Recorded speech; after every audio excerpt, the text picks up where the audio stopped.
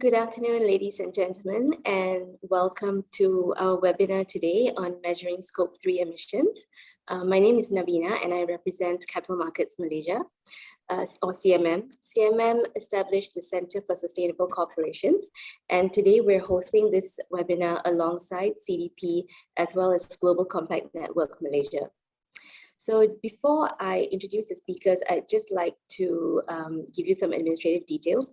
This session will run for 1 hour and we'll start with welcome remarks from the General Manager of CMM. We have a 10-minute presentation on the My Climate Action Guide by UN Global Compact Network Malaysia and Brunei. And then we go into a presentation on Scope 3 criteria.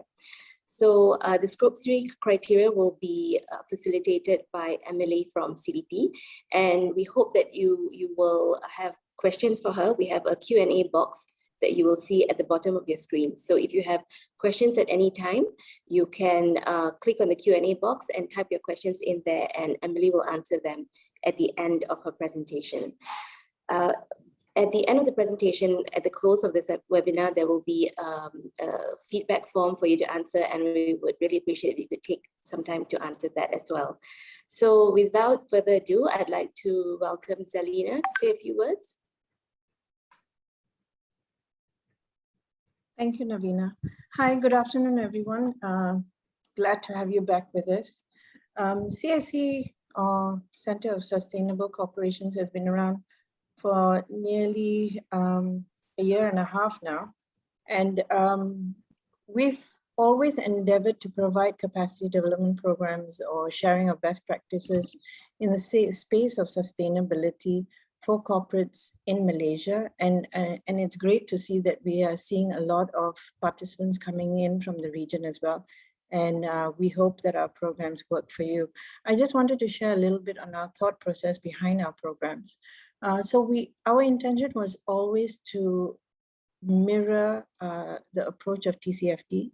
We felt that TCFD addressed the 4 main pillars very well. And if one were to follow TCFD and look at it from that lens, it is easier to incorporate it within your operations.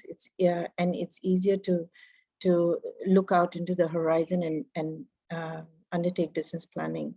On that basis, because of the need to set targets, the need to have a goalpost to be reaching out to, we felt that science-based targets was one of the best global sort of initiatives that addresses those needs, that provides the kind of direction and provides the kind of tools that corporates like yourself would be able to sort of study, inculcate, and sort of teach your teams and your various business segments to follow through and apply it.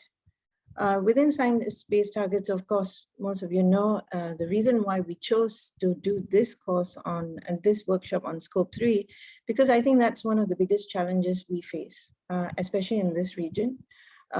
We've just started the journey of recording, measuring, identifying our Scope 1 and Scope 2. But the reality is Scope 3 emissions probably account for 70% of your carbon footprint. It involves your supply chain. It involves companies of such varying sizes. You could be having supply chain players who are large, who have the capabilities to look into the carbon footprint and to measure it and disclose it for your purpose. And we also have SMEs, especially in this current pandemic, who are hoping to just survive and who are working on improving the business operations. And now we're talking about sustainability. But having said that, the reality is climate change is a risk. It is a risk that has been established with science. It is an inevitability we all need to prepare for. And that's why we wanted to introduce the Scope 3 workshop for you, so that you understand what is required, you understand the initial tools or the initial sort of framework on how to start this journey. We plan to do a lot more courses or workshops of this nature, And we would love to bring in best practices from other corporates to share with you how they started the journey, how they're going along, what were the opportunities they had, what were the challenges they had, and stuff like that. So I really hope you learn a lot from this workshop. And we look forward to hearing from you. As Navina said, please let us know how else we can support you in your journey to become more sustainable. With that note, I'd like to thank CDP again. We have been collaborating with them since inception, and it's been a great collaboration, and we'd like to thank them for their support. And of course, Ungc, our founding partner, happy to do this with you as well. Thank you very much. Navina, back to you. Thank you, Zalina. Ladies and gentlemen, I would now like to welcome Jess Yeo. Jess is lead for research and advocacy at UN Global Compact Network Malaysia and Brunei to deliver a brief presentation on the My Climate Action Guide. Jess, over to you. Right, thank you, Navina. Let me share my screen. Okay. Can you see my slides? Yes, we can. All right. Yeah, so hello everyone. My name is Jess, and I'm the lead for research and advocacy at UN Global Compact Network Malaysia and Brunei, or you can call us Ungc MYB. So we are very excited to be collaborating with Capital Markets Malaysia as well as CDP for this 1-hour event today. So today's topic is very much focused on climate, and I'll be sharing a little bit about our climate initiatives at Ungc MYB. Which can help you in your climate journey and perhaps your suppliers in theirs. So before I jump right in, let me just probably give you a brief introduction as to who we are and what do we do for those of you who do not know about us.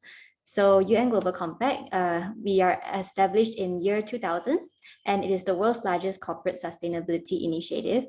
So it currently has over 13,000 companies as members, present in over 160 countries worldwide. And there's close to 70 local networks, and UN Global Compact Malaysia and Brunei is one of the local chapters to the UNGC. So we basically call companies to embrace a principle-based approach. So there are 10 UNGC principles, which revolve around the 4 areas of human rights, labor, environment, and anti-corruption. And with the evolution of the global goals, the 10 principles are also interlinked with the 17 Sustainable Development Goals. So yeah, why do companies actually need to act? Simply because the global environment is changing.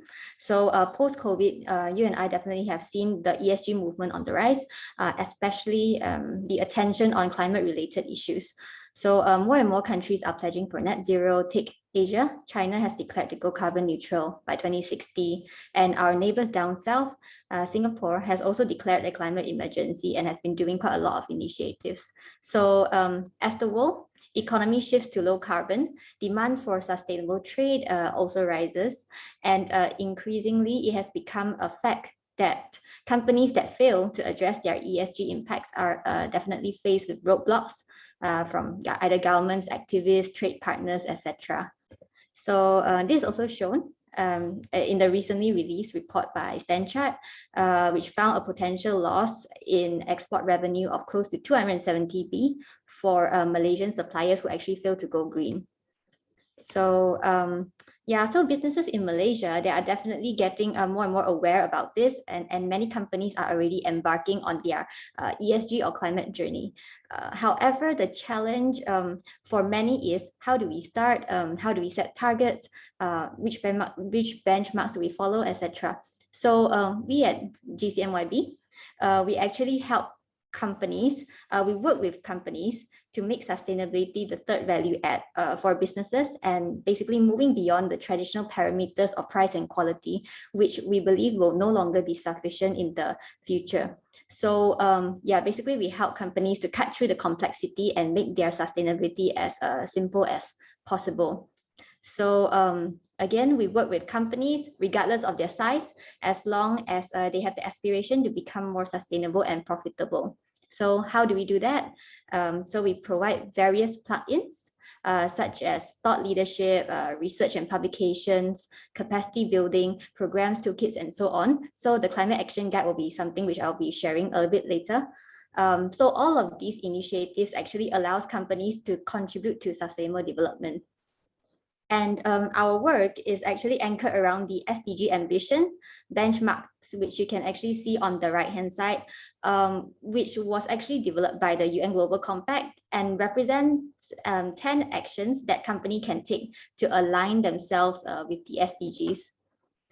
So as you can see, there are actually various things that we can do to help companies on their sustainability journey. So, but as today's topic is actually very much focused on climate, so let me share a little bit with you about some climate-related initiatives which we have for both our members as well as the public. So for the first one, we have something called the Ungc Academy, which is a digital learning library, which has over 100 courses on fundamental sustainability topics, and around 20% of the content is actually climate related. So Ungc Academy also has a free e-learning course on climate. And if you are interested in understanding more about the science-based targets, for those of you who don't know, the link has been shared with you or will be shared with you in the chat box. So the second one, in terms of capacity building, we have various accelerator programs, as you can see listed here below. So one of our ongoing program, which is highlighted in green, is the Climate Ambition Accelerator Program. So it's being held for 6 months. And at the end of the program, companies will have like the fundamental knowledge and skills to start as well as to accelerate their climate journey through setting science-based targets. So briefly, what they will learn in the Climate Accelerator is basically how to look at their Scope 1, Scope 2, and Scope 3, understand the net zero target, and how to gain management buy-in, and to finally implement the climate actions. So for this round, we are actually having our Climate Ambition Accelerator. So you can see in this graphic, we have about 38 participants from Malaysia, Indonesia, as well as the Philippines, with a market cap of close to 50 billion US dollar. Some of other participants for this round of Accelerator is Bursa Malaysia, EcoWorld, HSBC Amanah, so on and so forth. And this is the main topic. So basically, recently we launched our climate action guide for Malaysian business leaders. So our guide aims to cover the why, the how, and the what of climate actions. So to summarize our objectives, number one is to build the business case for companies to embark on a low carbon journey. Number two is to factor in a non-technical and holistic approach for organizations to embark on their climate actions. And the third objective is actually to produce a localized body of knowledge for our stakeholders. So these guides are actually free to use, and we encourage more people to access and to use it. So overall, this is what you can get from the Climate Action Guide. Basically, 4 core beliefs to transform business outcomes. One framework, which is the Total Climate Management Framework, which we developed to help you address the how part of the climate actions. And over 10 tools, which actually accompanies the framework. 4 localized case studies, and over 30 global as well as Malaysian resources to guide you on your journey. So the guide is actually intended to be used by both large companies as well as SMEs. So you can definitely share this with your suppliers if you think it's helpful for them. So in total, there's 3 guides to this. There's the why part, the how, and the what. There's 3 books. So this is the first book. Book 1 actually talks about the why. Basically, we try to build the business case on why companies should embrace a low carbon path. So the book highlights the physical as well as the transition risk, which Malaysian businesses in particular will face in the near future, as well as in the long run. So some transition risks include the shift in government policies in favor of green trade, greening of supply chains, the rising demand among the younger generations, etc. So all of these are backed by in-depth as well as the most recent research evidence. And for the second book, book 2, basically talks about the how. So we developed a total climate management framework It's an overview of the non-technical and holistic approach for organizations to embark on their climate journey around the areas of efficacy, culture, communication, partnerships. So there are tools actually attached for each component. And for instance, the efficacy component, it actually has a climate change action quick wins guide that lists down the immediate climate positive actions that a company can already embark on. So finally, the last book, book 3, has 4 localized case studies. So we interviewed Petronas, Sarawak Energy, MRCB, and Axiata, who have already made ambitious pledges such as net zero or science-based targets. So basically, we interviewed them to understand where they are at, their current initiatives from a product or service or strategy or culture, or perhaps a supply chain perspective. So yeah, so to sum up, so where can you access these free guides? My colleague, she will be sharing the link to access this guide in this chat box. So do click on the link to explore the website. Basically, we have built an interactive website which showcases some highlights of the guide. So this is just an example, just to show you where can you find the guides. Click on the link provided. So in the home page, scroll past the introduction and the objectives, and you will come to a section to actually guide you on how to use the guide, and you can download the guides from here. So thank you. This will be the end of my presentation, and I'll pass this on to Emily to actually lead the main session for today. Yeah, and to share more about the Scope 3 target setting. So over to you, Navina. Thank you. Thanks very much, Jess. That was great. As Jess mentioned, ladies and gentlemen, the information that you need on the My Climate Action Guide is in the chat box. But now I'd like to introduce Amelie Tan. Amelie is Regional Lead Commit to Action from CDP based in Hong Kong. And Amelie will be delivering a presentation entitled A Closer Look at SBTi Scope 3 Criteria. So as I mentioned before, if you have any questions, please do drop it in the Q&A box and Amelie will get to them at the end of her presentation. Amelie, over to you.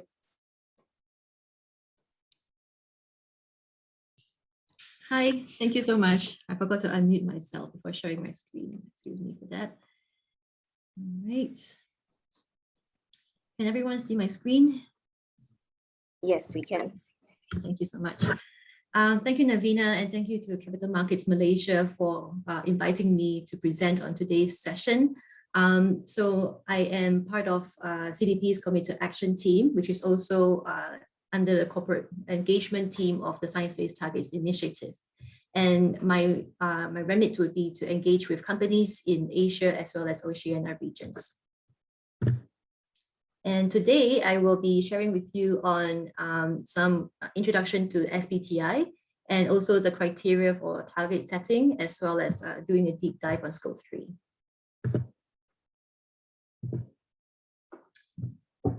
Right. Okay, so an introduction to SBTi. It was founded in 2015 as a collaboration between 4 partner organizations, namely... Sorry, Amelie, to interrupt. Could you do a full screen? Oh, sorry. What's happening? Sorry, let me just reshare again. I'm not sure what happened there.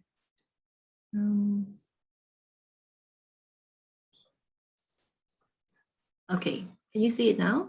Yes, this is great. Okay, awesome. Sorry about that. Okay, where was I? So yes, SBTi, we are a collaboration between 4 partner organizations. So as you can see on the screen, they are CDP, UN Global Compact, World Resources Institute, as well as WWF. And as the numbers on this screen reflect, we've come far since we launched in 2015. With close to 1,800 companies that have committed to science-based targets. So the SBTi mainly drives ambitious climate action in the private sector by enabling companies to set emissions reduction targets that are validated based on the latest climate science and that are consistent with goals of the Paris Agreement. So in very simple terms, SBTs help companies determine how much and how fast they need to reduce their greenhouse gas emissions.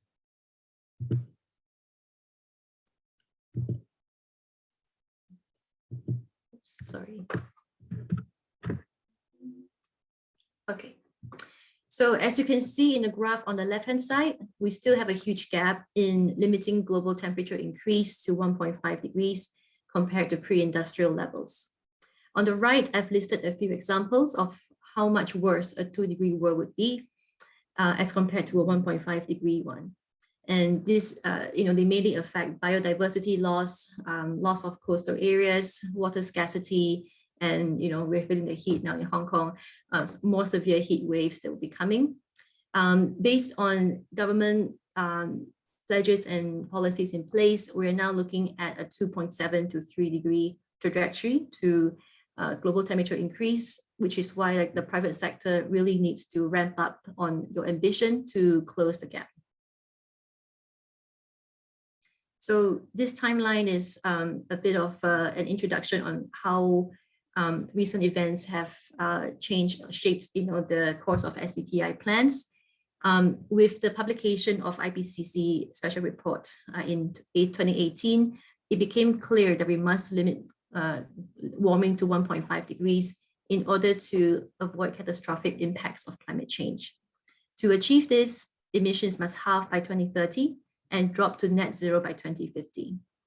And following this report, the Business Ambition for 1.5 degree campaign was launched in June 2019 to call on companies to set targets with the highest level of ambition and setting interim science-based targets aligned to 1.5 degrees and also a long-term net zero target latest by 2050.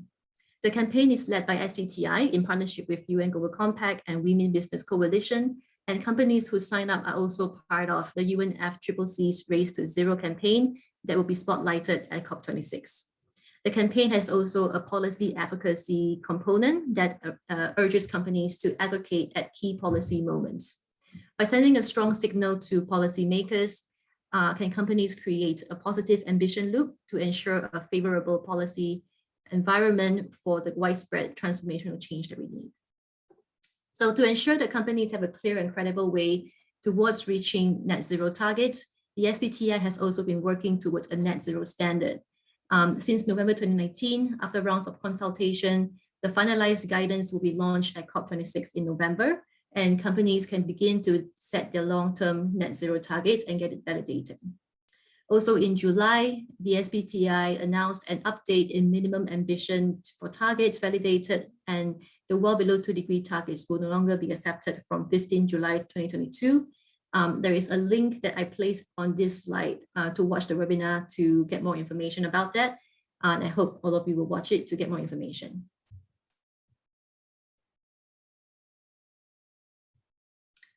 So we have seen a huge growth in the number of companies joining the campaign on the last few months, and with strong momentum from Japan, India, Australia, and China in the APAC region. In Malaysia, we have Sarawak Energy, Taiwan government, who also joined the campaign as well. With about 2 weeks left to sign up for the campaign, we are expecting to see numbers surging. And here is this slide basically provides an overview of the breakdown of geographical as well as sectoral of companies who have made the commitment. And since we launched the campaign, over 764 companies have joined, and this mainly accounts for why majority of companies that have newly committed to the SBTi are now aligned with a 1.5 degree future.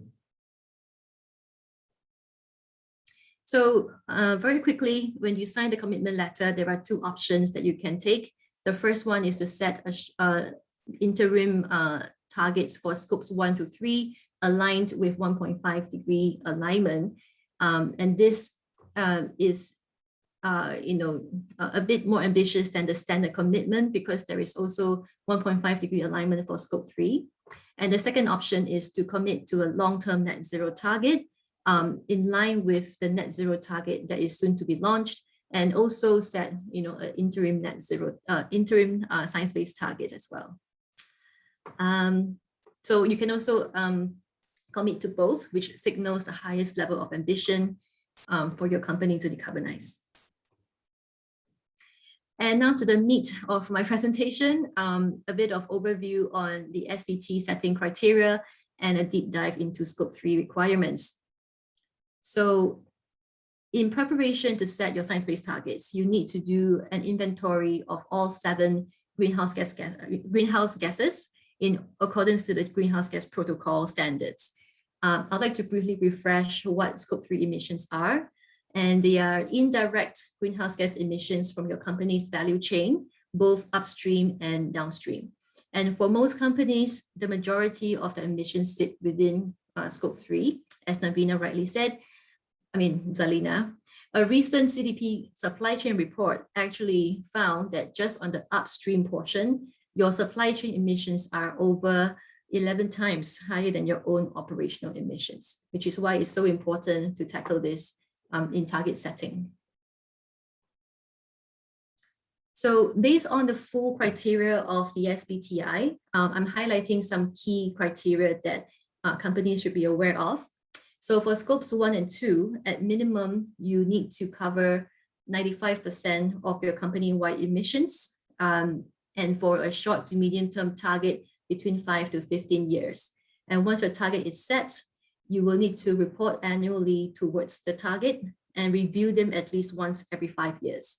And earlier in July, as I mentioned, we are going to update the level of ambition from July next year. So for scope 1 and 2 targets, minimally companies will need to set in trajectory for 1.5 degree alignment.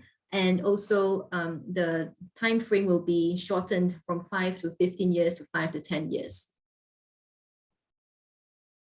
So in science-based target setting process, it is obligatory to do a high-level Scope 3 screening, and you can use the Greenhouse Gas Protocol's Scope 3 evaluation tool for that.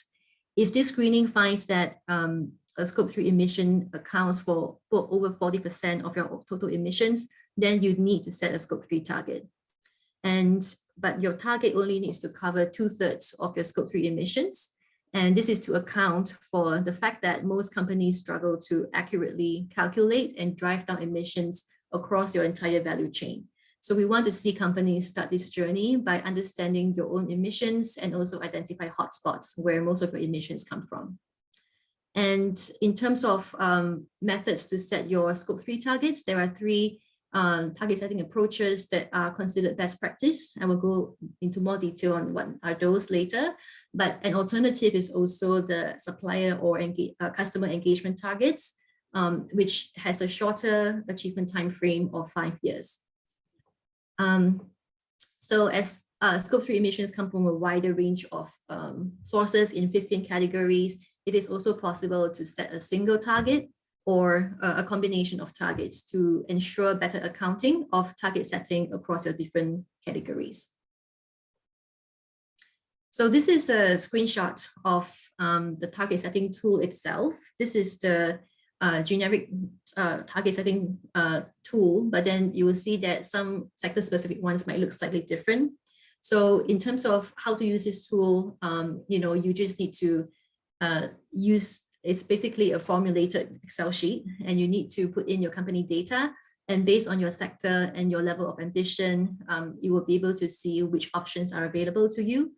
And with this, you are able to see as well the percentage of emissions reduction that will be required based on those information.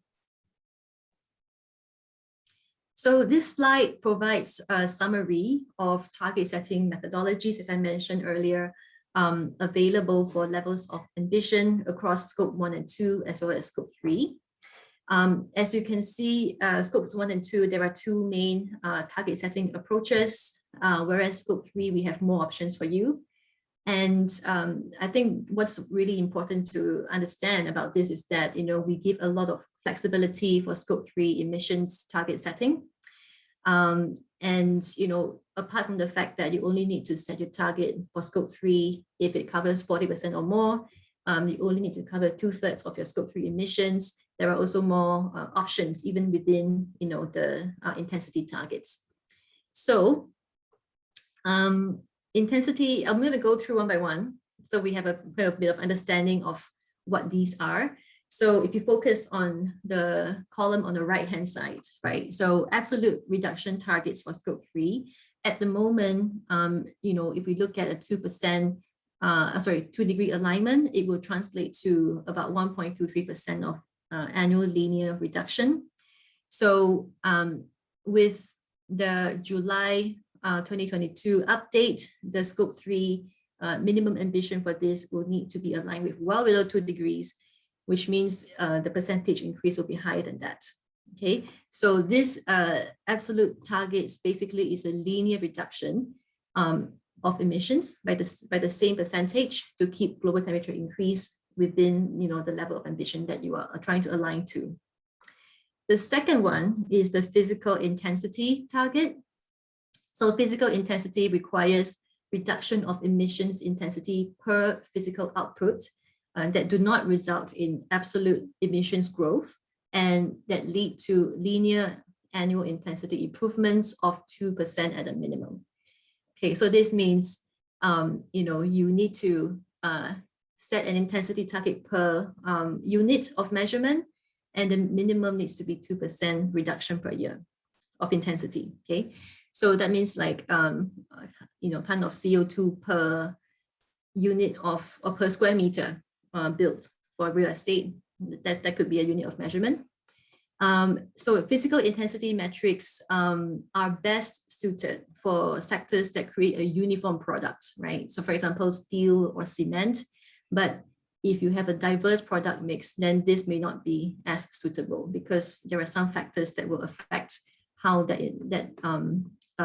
emissions per unit changes. And for some sectors, under the physical intensity reduction target approach, you can also use sector decarbonization approach, which is SDA for short.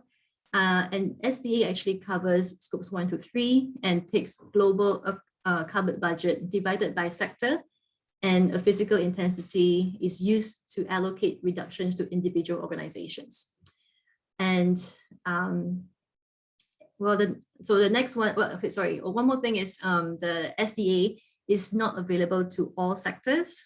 So if your company doesn't have an SDA for your sector available, then you can set your target in a different method. And the third one is economic intensity target. So this is appropriate for sectors with limited fluctuation in product prices over time, where growth in emissions is often tied to economic growth of the company. So in other words, if a company sells more products, for example, more emissions, logically would be produced with those products. However, this economic intensity indicator is also subject to a number of variables that can lead to apparent changes in your company's carbon intensity that are not necessarily linked to your environmental performance, but rather external factors. So examples of this include fluctuation of commodity prices, inflation, changes in the relative contribution of different business activities, etc. So for this reason, the economic intensity reduction target is not the most robust, although it can be used to normalize emissions for sectors whose products vary a lot and are hard and difficult to compare against each other. For example, retail or chemical sectors. The last one is supplier engagement target. I will have a later section that I will dedicate to this one. But in the meantime, I want to share a bit of summary on what kind of approaches are available for each sector. So the SBTi has developed various SDA guidance for high impact sectors, with some on the way, and some of the sectors actually have a guidance provided, so you are able to understand the nuances of what goes on, what are the considerations for your sectors. For example, apparel and footwear, we recommend to go for absolute contraction only, etc.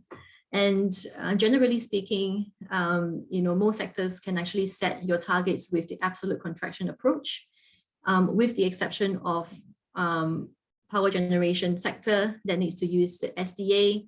while oil and gas and coal mining companies will need to wait for your sector guidance before you can get your targets validated. But in the meantime, they're welcome to commit to the initiative. And there are a few other sector developments that have just, they are still in development. And these are agriculture and forestry, oil and gas, and a couple of others, including aviation, which I think is just published. So that should be interesting. And as promised, I'm now going to focus on one of the target setting approach, which is the supplier engagement target, which can be applied technically for customers as well. But I want to emphasize that no matter which target setting approach you use for your scope 3, you still need to engage your suppliers in order to drive down your upstream emissions to reach your scope 3 targets. So supplier engagement targets, it includes, it comprises of a few key elements. So the first thing is to commit having a specific percentage of your suppliers to set their own science-based targets within 5 years from the date that your company's target is submitted to the SBTi for validation. So this is, really using the power of procurement to cascade climate action down your supply chain. And the formulation of the target is, you need to cover a specific percentage by emission or spend by a certain year, which is 5 years from the date that you submit your target. And the timeline is that your suppliers need to set the targets within 5 years. So this provides you the time to engage and educate your suppliers, but minimizes pushing reductions out into the future, because the overall goal is to reduce emissions as much and as quickly as possible. So what does it mean to get your suppliers to set their targets? So they need to minimally set the targets for scope 1 and 2, and they need to set the targets in line with recommendations from the Science-Based Targets Initiative's criteria. It is recommended, but not a must, that they commit or validate their target with the SBTi. So, but one thing you need to note is that this target setting approach is not recommended when majority of your category 1 emissions, which is purchased goods and services emissions, come from your tier 2 suppliers or even further down the chain, because that means you cannot necessarily use your influence to get your suppliers to take action. So only your tier 1 suppliers should be considered for this. And no matter what target setting method you use, you need to ensure that the target covers 2/3 of your scope 3 emissions. So that's really important to remember. So in terms of setting your scope 3 targets, as I mentioned earlier, you can set one single target or you can have multiple targets. So there are 3 key ways to think about this. The first one is to set a same emissions reduction percentage for all scopes. For example, in Malaysia, Taiwan governments, they have committed to reduce scope 1, 2, and 3 emissions by 25% from a base year of 2019 to 2024. So this method of target setting for scope 3, across all scopes, is comprehensive because it covers all of the emissions and is very simple to communicate to stakeholders. And the good thing is, if there is any changes on how you, if any business activity changes between your scope 1, 2, and 3 contribution of emissions, you don't need to recalculate your base year.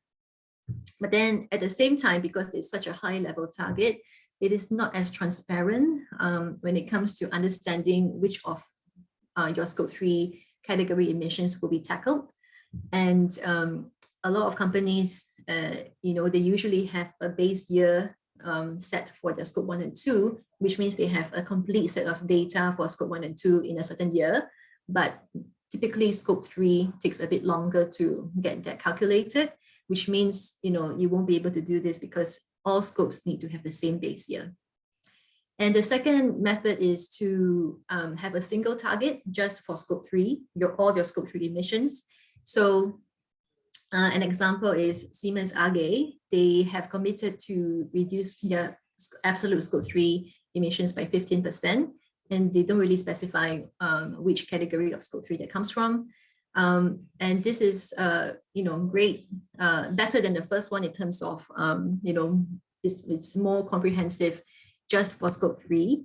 And it is also simple to communicate to stakeholders. But then again, there is less transparency for which scope 3 categories they're talking about. And, if you may need to recalculate your base year if your business changes, for example, if you outsource certain things. And then the last one is to have separate targets for individual scope 3 categories. So in the beginning, I was mentioning that you need to do a scope 3 screening to identify the hotspots. So where the hotspots come from will be mainly where you focus on in your scope 3 category setting. So for example, in Singapore, Capital Land commits to scope 3 emissions reduction of their capital goods by 22% per square meter. And so this is very specific to capital goods, right? And it's an intensity target. So they look at per square meter, how much you're going to reduce that. And, doing target setting in this manner will help you to be very targeted and have very specific and measurable metrics for each of your scope 3 target. And it is easy for you to keep track of all of them, right? Because it's not like a generic high-level target that you've applied for all categories. However, it will be slightly more complicated to communicate this to your stakeholders. And again, if your base year, if your business changes, for example, if some of your own operations are outsourced, you will need to recalculate the base year as well. Sometimes because you only focus on specific categories, if some other emissions come from a different category that you didn't set target from, it contributes to overall increase in absolute emissions, which means like absolute emissions just means like, what is the overall emissions that you have as a company. So hopefully this is not too confusing, but you can see that each scope 3 target setting approach has its own advantages and disadvantages. And more information about all this can be studied or is all available in our SBTi corporate manual, which is in the resources page of the website. So I wanted to touch a bit on this, which is, the CDP supply chain program. So a lot of companies with scope 3 targets are also using this program to engage with their suppliers. Some of you who are attending this webinar, you might also be one of the suppliers that have received requests from one of our supply chain members. So this is a really good program that enables companies to set and achieve the scope 3 component of their science-based target. And basically what you do is, you get CDP to request your suppliers to report to the same questionnaire that you do. And it's really useful to collect primary data on your suppliers' environmental management and engage them to improve in every year's reporting cycle. I have one example in the next slide to show you how a company has utilized this to help them in their supplier engagement program. So the example is coming from HP Enterprise. In 2017, HP Enterprise launched a supply chain management program to manage the climate impact of its suppliers. So in order to create a long-term commercial incentive for their suppliers, they committed that by 2025, 80% of HP Enterprise manufacturing spend will go to suppliers with science-based targets in place. And with the program, they updated their social and environmental responsibility scorecard, which directly ties the SER to performance to procurement decisions. And this includes 2 new requirements for the suppliers. The first one is to commit to science-based targets. And the second one is to verify the greenhouse gas emissions in line with CDP's verification standards. And finally, they also establish a system to track each supplier's progress in setting science-based targets and having greenhouse gas emissions and strategies. And they publish this list on their website. So this is, I would say, a really impactful way to utilize, a company's procurement power to influence their suppliers. And with that, I want to go to the next slide, which touches on SME target setting route. So if you're a company that is a non-subsidiary and an independent company with fewer than 500 employees, you can go by this route because while the full target validation process guarantees the robustness of companies' targets, the process can be a really resource-intensive process, which smaller companies often lack capacity to do that. So in the early 2020, the SBTi introduced this streamlined route to approve science-based targets for SMEs. And the streamlined route for SMEs basically enables them to bypass the initial process of committing to set a science-based target and immediately set a science-based target for their scope 1 and 2 emissions by choosing from one of the predefined target options. And unlike for bigger companies, the SBTi does not require SMEs to set targets for their scope 3 emissions. However, SMEs must commit to measure and reduce their scope 3 emissions nonetheless. And on this slide, you will see what are the options, but you can also see the target setting letter with the link attached to this slide. So if you want to learn more about science-based targets, you can go to UN Global Compact's online learning course, as mentioned and shared in the chat. There are also lots of resources on the criteria and recommendations on the SBTi website. And we also have a YouTube channel for Science-Based Targets Initiative, and you can watch previous recordings on there as well. And with that, I've come to the end of my presentation, and I think we can move on to the Q&A. Thank you. Thank you. Thanks for that, Amelie. There are 4 questions in the Q&A box. Okay, so what the first one is, can you share any financial institutions that have committed to the SBTi? Yes, actually, financial institutions can commit, and we have seen several of them on the SBTi website. On the page that says companies taking action, you will be able to see that list. I don't have the list with me right now, but the SBTi has also published a sector guidance for financial institutions, so they can actually get their targets validated already. Okay, great. So maybe if you could share the link, we can share it with the participants after the event. Sure, no problem.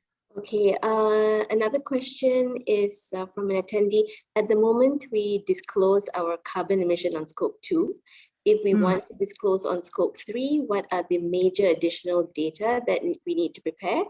And also, how can nature-based solutions be disclosed in scope 3? Okay, that's a good question. I guess there's 2 parts to that. In terms of disclosing your scope 3 emissions, you really need to engage your supply chain to basically ask them to allocate emissions that are tied to their business dealings with your company. Okay, and also there are 15 categories of scope 3 emissions, right? So you need to look at all of them to do a complete inventory and see where exactly, how much emissions there are in each category. And then from there, you can understand, where are the majority of your emissions from, and, you should start from there. And then in terms of nature-based solutions, well, the SBTi really focuses on greenhouse gas emissions. So that's really like climate related. But there is a new initiative called Science-Based Targets for Nature, which tackles biodiversity, land use, water kind of targets. And right now they are at, they have launched a corporate engagement program where they ask companies to sign up and give them feedback on the technical guidance. And the draft has already been published on their website. However, the actual guidance itself, the finalized one, will be available from next year. So you can use that, to tackle your emissions in like nature-based or biodiversity-related topics.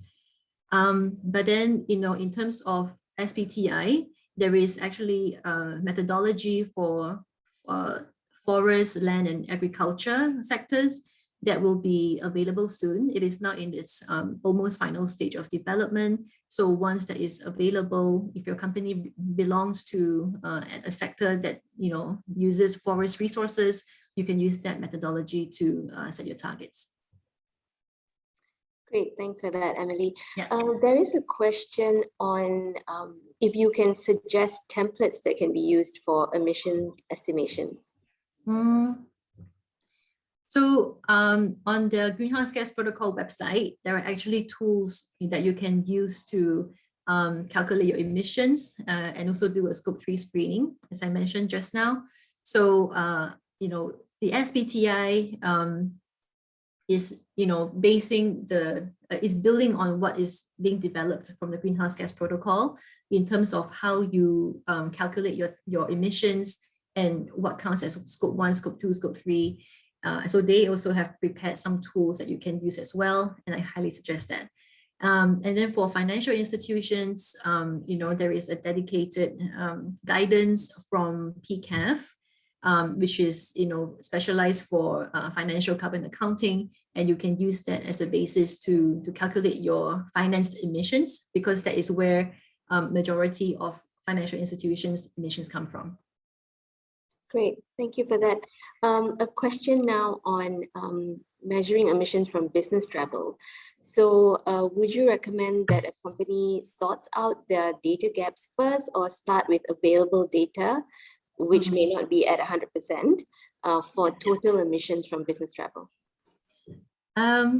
Well, I would say that, you need to look at what are the gaps. If business travel, if you do a Scope 3 screening and you realize that business travel forms a huge part of your Scope 3 emissions, you need to identify what kind of data you still need to gather.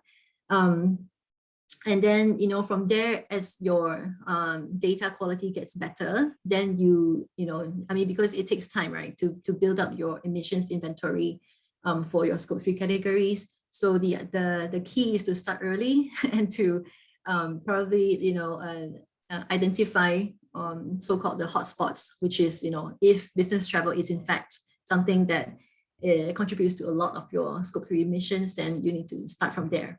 But of course, I think for COVID, since COVID happens, I guess there will be a lot less. But if you look at the FAQ page of the SBTi website, we do cater for considerations of COVID-related challenges, and so you can take a look at that, and we recommend setting your base year in 2019 instead of 2020 or 2021. Yeah. Okay, thank you. There is a question on whether or not you need to look at all 15 categories for the Scope 3, or can they focus on the most significant emissions only? And if not all 15, is there a minimum number of categories that can be looked at? Well, my answer would be yes, you need to look at all 15 categories, because if you don't, how do you know which ones to focus on first, right? Yeah, that would be my short answer to that. Okay, let's see, there's quite a few questions here. How many Malaysian companies are currently using CDP? That's a good question. I think at the moment it should be around 10. But this year, we definitely have more companies disclosing. No, actually it's more than that, because publicly we have companies that disclose to our investor signatory request. So that is very public. If you're requested, you'll be listed on the website.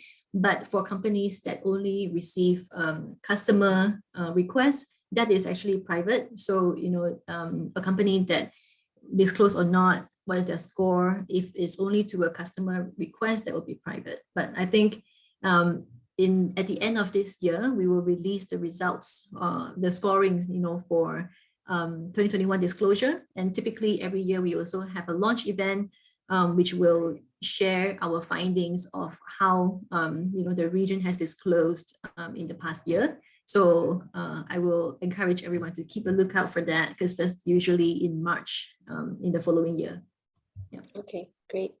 There is a question from a company that is currently disclosing to CDP on forest, climate change, and water, and want to know how they can commit to SBTi. Okay, well, yes, I think that one I didn't go too much into because this was like a build-up of a previous session. But essentially, you know, any company can commit to the SBTi.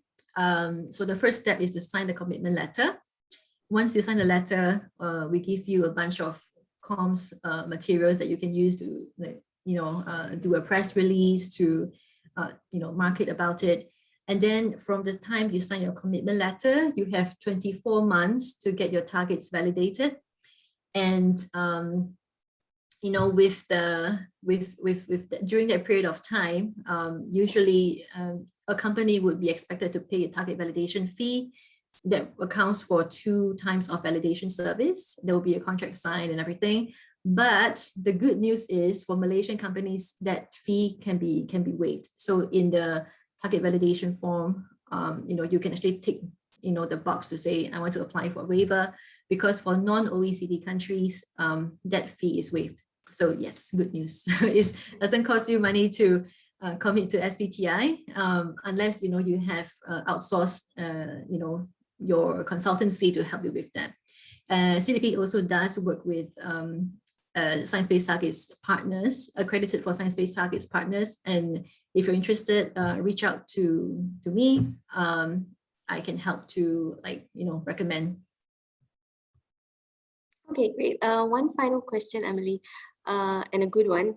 How long on average would a company need to do the assessment and set their target?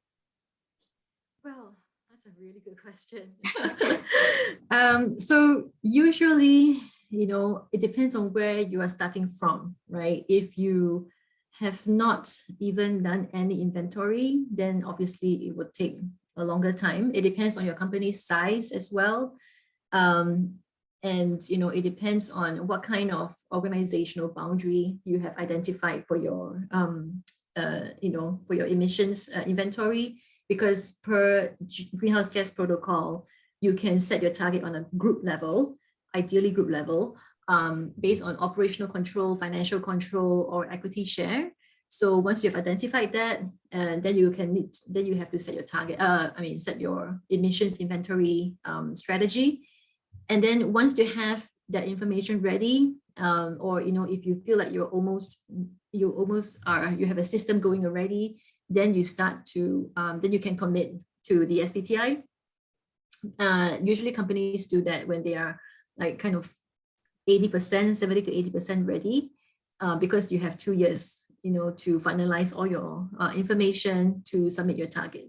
So I guess the long answer is, it depends. I mean, the short answer is it depends. The long answer is, you know, all of the considerations. Okay, all right. Yeah. Okay, I like this. There are a couple more questions. I think we have time for one more. Yeah. To what extent are scientific methodologies like life cycle assessment relevant or applicable for calculating Scope 3 carbon emissions?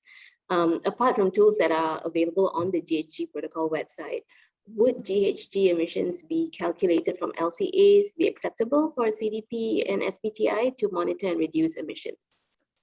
So my very, very high level understanding of LCA is that you need to consider the entire production to delivery to usage and to retirement of that material, right? So that will be covered under various categories in your Scope 3 emissions. So because if you look at upstream, we have capital goods, purchase goods and services, you know, upstream transportation and distribution, down to, you know, downstream, which is like use of goods sold, end of life treatment. So in effect, life cycle is already built into Scope 3 emissions category definitions.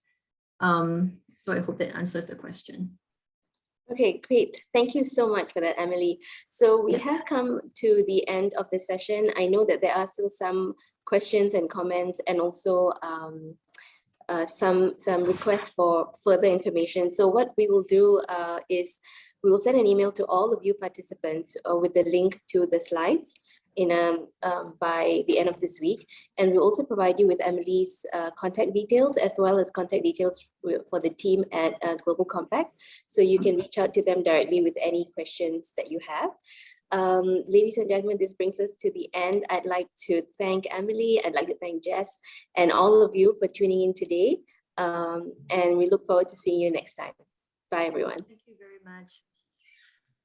Have a good day.